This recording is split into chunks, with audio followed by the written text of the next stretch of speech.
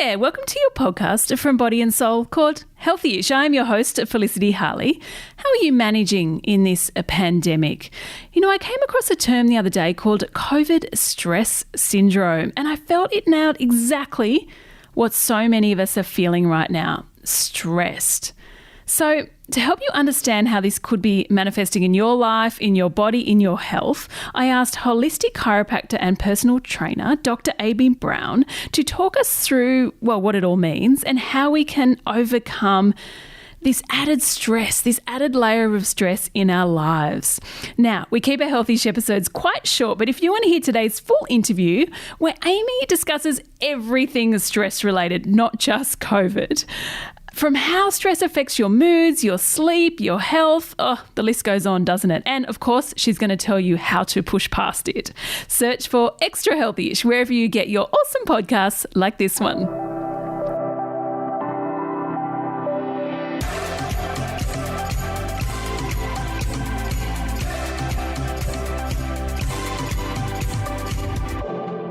Dr. Amy Brown, welcome to Healthy-ish from Perth via Zoom. Now, we're all living in a very stressful time. I mean, probably not so much in Perth as the rest of Australia. In and out of lockdown, COVID has affected us all. And actually, I came across this term called COVID stress syndrome, which I don't know, it just gave it a name, what so many of us are probably experiencing. So I just wondered, how has COVID impacted, and what are you experiencing in your, say, practice? How has it impacted our stress levels? I think it's impacted everybody's stress levels. And I love that this has now got a name to it, because stress is real. And we now have this constant big sort of black cloud of stress over us. And we're meant to have stress. We're meant to come in and out of stress, though. And this is just this constant stress that's now been there for, 18 months or so. And what happens is then our bodies can only deal with so much. So while we're trying to deal with this big stress, we can't deal with all the every little day stresses physically or emotionally. And so what I've been seeing is everyone has all those little bits that they would normally deal with, they're not dealing with. So when you're trying to get the kids out the door to school, you normally, that's fine, honey, we'll be right, we're on time. You're snapping at them.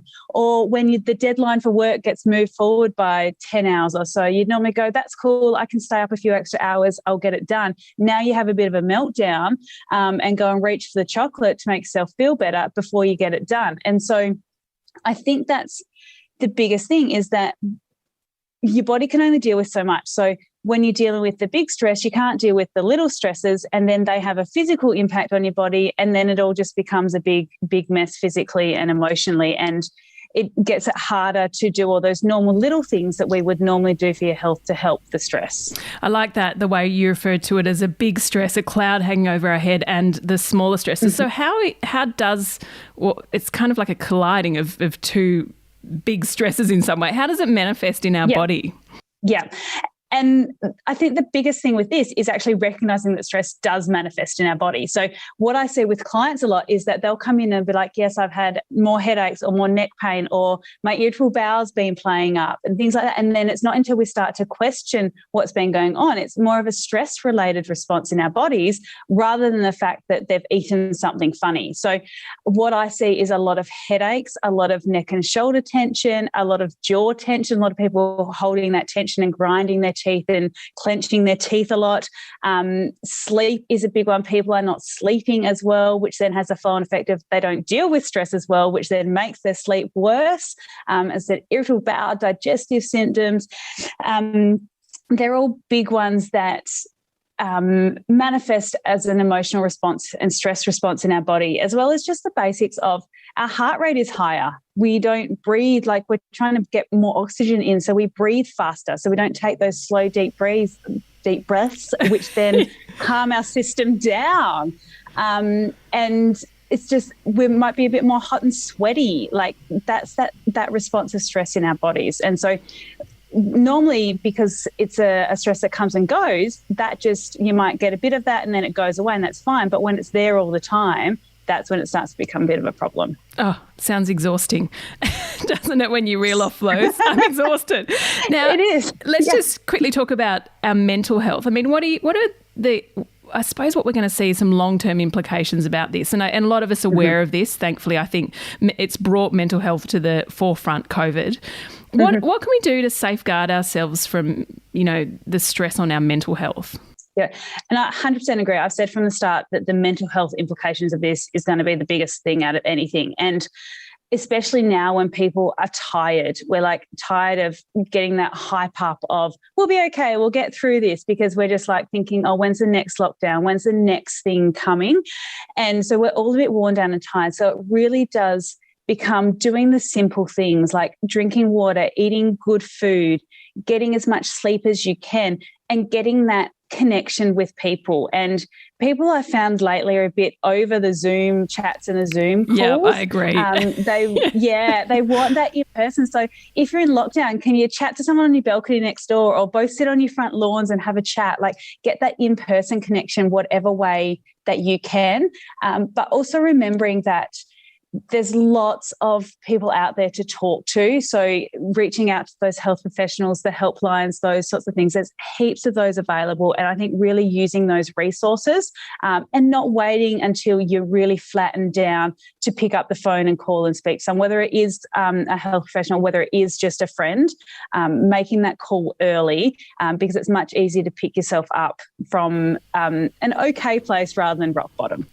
Actually, I think that's a great tip, just sitting on your front porch and talking to someone instead of getting Zoom fatigue. I don't know about you, but Zoom fatigue is real, isn't it?